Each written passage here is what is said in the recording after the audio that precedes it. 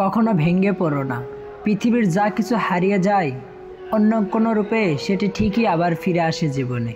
আজ যার প্রতি তোমার অগাধ ভালোবাসা, যাকে গুড নাইট বলে ঘুম পাড়াও, যাকে গুড মর্নিং বলে ঘুম থেকে জাগিয়ে তোলো, সময়ের ব্যবধানে একদিন সেও তোমার গল্প অন্যকে শুনিয়ে বলবে, পাস্ট ইজ পাস্ট। মানুষ তার জামা কাপড় ময়লা সাফ করে, কিন্তু মনের ময়লা সাফ করে না।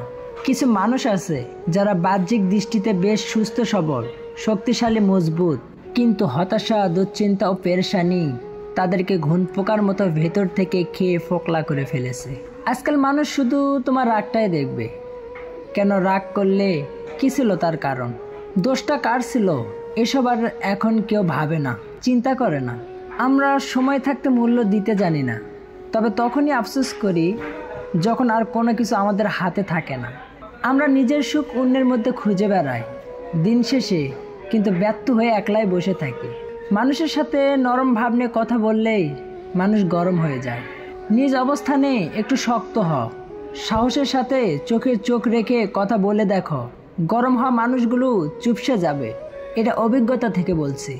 মনোবিজ্ঞানীরা বলেন, যদি কেউ তুচ্ছ বিষয় নিয়ে খুব বেশি হাসেন তাহলে সে ভেতর থেকে খুবই একা। যদি কেউ অতিরিক্ত ঘুমায় তাহলে সে অসুখী। যদি কেউ কম কথা বলে, যেটুকু বলে খুব দ্রুত বলে, তবে সে কিছু গোপন করছে। যে কাঁদতে জানে না সে খুব দুর্বল প্রকৃতির। যদি কেউ অস্বাভাবিকভাবে খাবার খায় তাহলে সে কোনো মানসিক চাপে আছে। যদি কেউ একটুতেই কেঁদে ফেলে তার মানে সে নিরীহ এবং কোমল হৃদয়ের। যদি কেউ ছোটোখাটো বিষয় নিয়ে রাগে যায় তার মানে তার ভালোবাসার দরকার। কথা বলতে যতটুকু যোগ্যতা লাগে, নীরবতা অবলম্বন করতে তার চেয়েও বেশি যোগ্যতা লাগে। মেধা থাকলে তাকে মেধাবী বলা যায় না। যার মেধা না থাকা সত্ত্বেও চেষ্টা নিয়ে নিজেকে এগিয়ে নিয়ে যায় তাকেই মেধাবী বলা হয়। পৃথিবীর কোনো মেয়ে 6টা গাড়ির মালিক ছেড়ে 6 প্যাকওয়ালা ছেলের সাথে যাবে না। তাই জিমে যাওয়া বন্ধ করে কাজে যাও। সাফল্যের কোনো রহস্য নেই, এটা প্রস্তুতি, কঠোর পরিশ্রম এবং ব্যর্থতা থেকে শেখার ফল। টিয়া পাখির মতো মুখস্থ করে বড় বড় সার্টিফিকেট অর্জন করে বড় বড় চাকরি পাওয়াকে শিক্ষা বলে না। শিক্ষা হচ্ছে সেটা যা একজন মানুষের ভেতরের কুশিক্ষাকে দূর করে সমাজের পরিবর্তনে এগিয়ে আসার উৎসাহ যোগায়। মানুষকে যতই সুযোগ দিবে ততই তারা মাথা চাড়া দিয়ে উঠবে। হ্যাঁ, মানুষকে সুযোগ দিবে, তবে ততটা যতটা সে রিজার্ভ করে। তুমি যতই শক্তিশালী হও না কেন, সময়কে আটকে রাখার মতো শক্তি তোমার নেই। সময় ঘনিয়ে এলে হাতের ফাঁক দিয়ে হলেও গলে শেষ হয়ে যাবে। আসলে আমরা খুবই ক্লান্ত, মানসিক অশান্তিতে। মানুষ দেখে বোঝার উপায় নেই তার মধ্যে কি চলছে। হাসি খুশি থাকে এমন অনেক মানুষও জীবন্ত লাশ হয়ে ঘুরছে। শুধু সামনে এগিয়ে যাও, কে কি বলছে তাতে কান দিও না। নিজের ভালোর জন্য যা করতে হবে করতে থাকো। তুমি যদি গরিব হয়ে জন্ম নাও তাহলে সেটা তোমার দোষ নয়, কিন্তু যদি গরিব থেকেই মারা যাও তাহলে সেটা তোমার দোষ। জীবন চলার পথে বাধা আসতেই পারে, তাই বলে থেমে যাওয়ার কোনো অবকাশ নেই। যেখানে বাধা আসবে সেখান থেকে আবার শুরু করতে হবে। সাফল্য কোনো দুর্ঘটনা নয়, এটি কঠিন পরিশ্রম, অধ্যবসায়, শেখা, ত্যাগ এবং সর্বোপরি তুমি যা করছো বা করতে চাইছো, তুমি যা করছো বা করতে শিখছো তার প্রতি ভালোবাসা।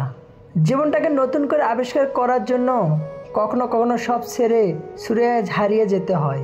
আমি এমন কাউকে চিনি না যে কঠোর পরিশ্রম ছাড়াই শীর্ষে উঠেছে। মানুষের মন যেদিন ক্লান্ত হয় সেদিন ওই তার মৃত্যু হয়। প্রত্যেকের জীবনে একটা গল্প আছে। অতীতে ফিরে গিয়ে গল্পের শুরুটা কখনো পরিবর্তন করা সম্ভব নয়, কিন্তু কঠিন পরিশ্রমের মাধ্যমে তুমি গল্পের শেষটা চাইলেই নতুন করে সাজিয়ে তুলতে পারো। পৃথিবীর বেশিরভাগ গুরুত্বপূর্ণ জিনিসগুলি এমন লোকদের দ্বারা সম্পূর্ণ হয়েছে যারা চেষ্টা চালিয়ে গেছে যখন মনে হয় কোনো আশাই নেই। বিল গেটস একবার পরীক্ষায় কয়েকটা বিষয় ফেল করছিল, কিন্তু তার বন্ধু সব বিষয়ে পাশ করছিল। এখন তার বন্ধু মাইক্রোসফটের একজন ইঞ্জিনিয়ার, আর বিল গেটস মাইক্রোসফটের প্রতিষ্ঠাতা। হতাশা একটি বিলাসিতা।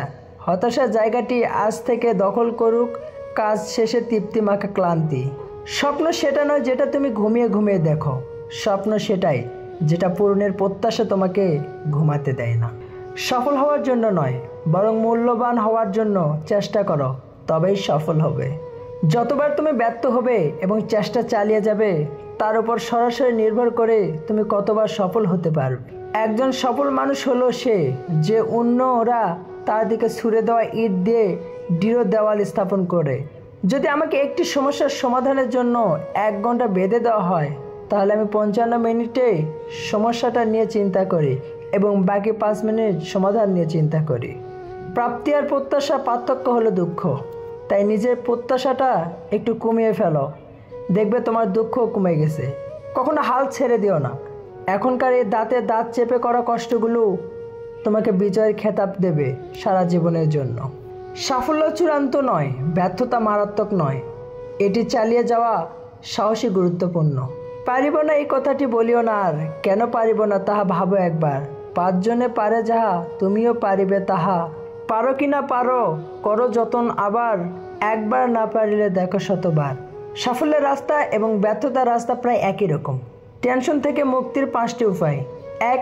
নিজেকে ব্যস্ত রাখো। 2. বাস্তববাদী হও। 3.